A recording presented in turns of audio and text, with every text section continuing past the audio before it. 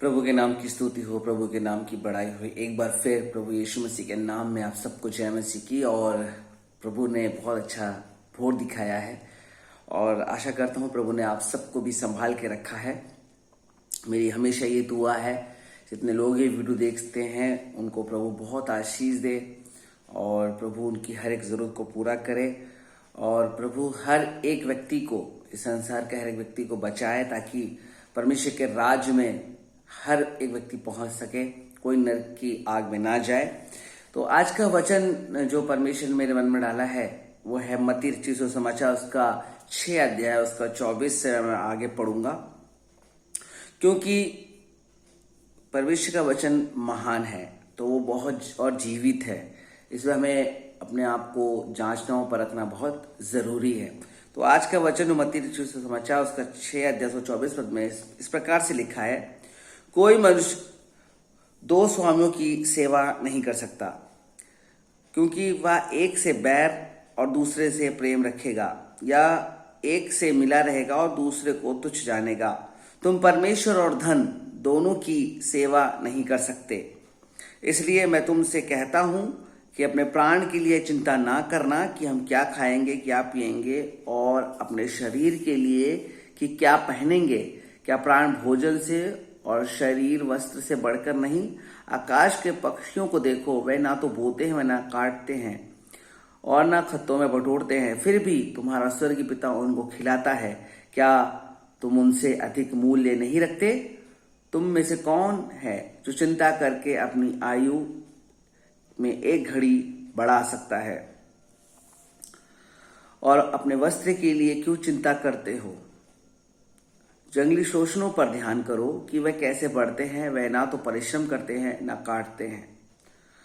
फिर इसमें 31 पद में लिखा है, इसलिए तुम चिंता करके यह ना कहना है कि हम क्या खाएंगे, क्या पिएंगे और क्या पहनेंगे, क्योंकि अन्य जातियां इन सब वस्तुओं की खोज में रहते हैं, परंतु तुम्हारा स्वर्गीय पिता जानता है कि तुम्हें इन सब वस्तुओं की आवश्यकता है। इसलिए पहले तुम परमेश्वर के राज और धर्म की खोज करो, तो ये सब वस्तुएं भी तुम्हें मिल जाएंगी। अतः कल की चिंता ना करो, क्योंकि कल का दिन अपनी चिंता आप कर लेगा। आज के लिए आज ही का दुख बहुत है।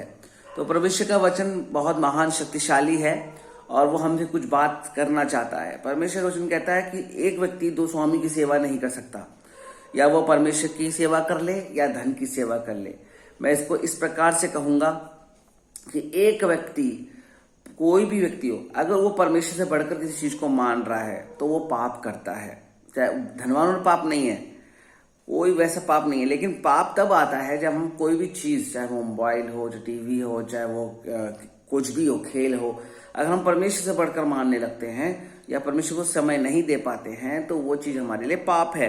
तो और इसके बाद कहता है वो एक से मिला रहेगा और दूसरे से बैर रखेगा। सच में ऐसी बात है, हम एक से मिले रहेंगे और एक को तुच्छ जानेंगे। और परमेश्वर हमें यही सिखाना चाहता है कि फिर उसके बाद लिखा है, इसलिए मैं तुमसे कहता हूँ कि अपने प्राण के लिए चिंता ना करना है कि हम क्या खाएंगे, क्या पिएंगे, क्या पहनेंगे। इस बात की चिंता कौन करता है? इस बात की चिंता अन्य जाति लोग करते हैं। अन्य जाति इसलिए कहा गया है कि वो जो परमेश्वर को नहीं जानता है वो अन्य जाति, लेकिन जो परमेश्वर को जानता है वो परमेश्वर की जाति के लोग हैं।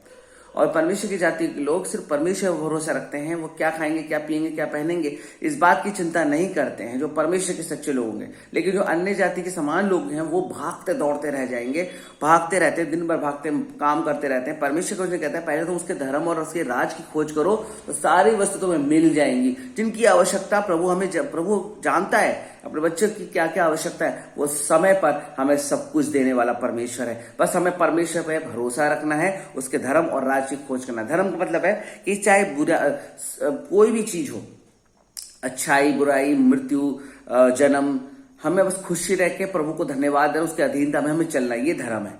और परमेश्वर के राज की बात आती है तो परमेश्वर के राज का मतलब है परमेश्वर के वचन को फैलाना या परमेश्वर की सच्चाई को बताना। ये एक राज और धर्म है।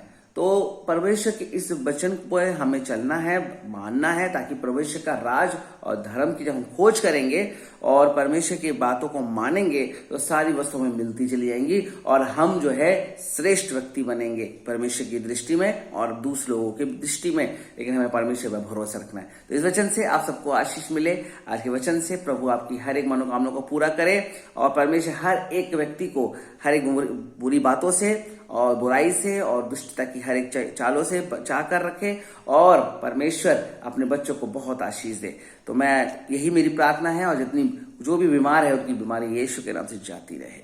प्रभु आप सबको आशीष दे। आज के वचन से आप सबको जय मसीह की।